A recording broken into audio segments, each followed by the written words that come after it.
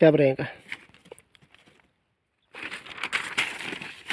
వరుసకి పేపర్ వేసుకుంటాం. ఇప్పుడు కాయలు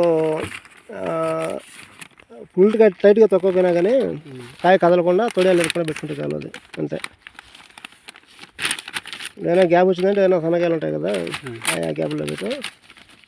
అదే మాదిరిగా ఇది హైట్ ఇంకో వరుస పడుతుంది కదా పైన, ఇంకో వరుస పట్టిద్దండి. ఇంకో వరుస. అవి ట్రైల్ 3. నేను డౌట్ అనేది కాయను పండబెట్టేట ఇబ్బందిగా, ఏది హైట్ ఎక్కువ వస్తుంది తగులుతుంది లోపల. అది అంటే లాంగ్ వెళ్ళాలిగా.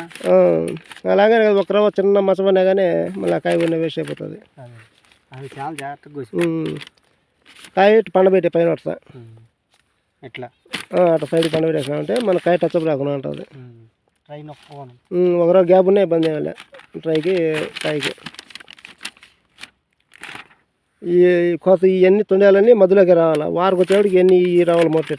ఇప్పుడు ఈ ఉన్నది కదా మూతి బాక్స్ కనుక్కోవాలి, తొండాలి మధ్యలోకి వచ్చేసేయాలి. అంతే.